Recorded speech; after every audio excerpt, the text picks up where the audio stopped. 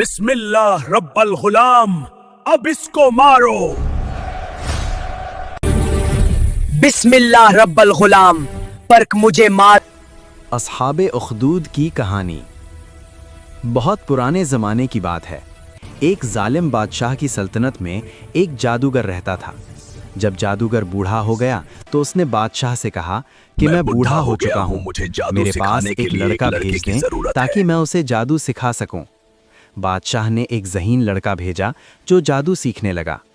اس لڑکے کے راستے میں ایک راہب یعنی سادھو رہتا تھا جو اللہ کی عبادت کرتا تھا۔ لڑکا راہب سے ملتا اور اس کی باتوں سے متاثر ہوتا۔ ایک دن ایک خوفناک جانور نے لوگوں کا راستہ روک رکھا تھا۔ لڑکے نے دعا کی، اے اللہ، اگر راہب کا دین جادوگر سے بہتر ہے تو اس جانور کو مار دے۔ پتھر مارا تو جانور مر گیا۔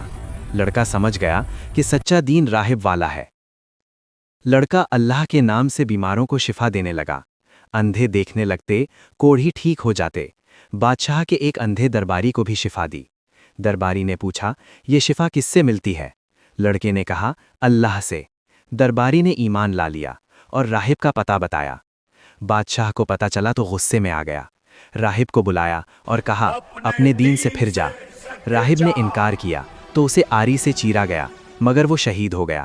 پھر درباری کو بلایا، اس نے بھی انکار کیا تو اسے بھی شہید کر دیا۔ آخر لڑکے کو پکڑا۔ لڑکا ثابت قدم رہا۔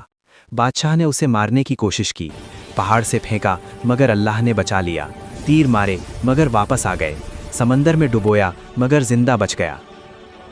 لڑکے نے کہا، تم مجھے تبھی مار سکو گے جب لوگ جمع کرو، مجھے تیر سے باندھو اور کہو، بسم اللہ رب الغلام۔ رب الغلام، پرک مجھے مار۔ بسم اللہ رب الغلام، اب اس کو مارو۔ بادشاہ نے ایسا کیا تو لڑکا شہید ہو گیا۔ لوگ دیکھ کر چیخ اٹھے، ہم اللہ پر ایمان لائے، غلام کے رب پر۔ بادشاہ غصے میں بولا، بڑی خندقیں کھودو، آگ جلاؤ، جو ایمان نہ چھوڑے اسے جلاؤ۔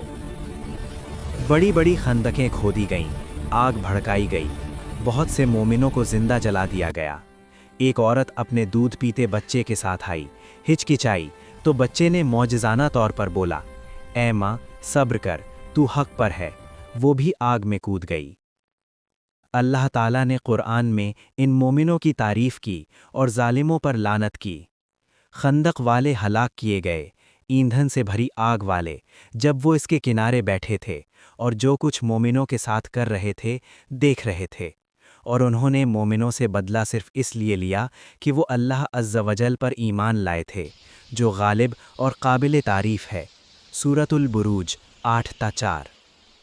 یہ کہانی ایمان کی ثابت قدمی، ظلم کی برائی اور اللہ کی مدد کی یاد دلاتی ہے۔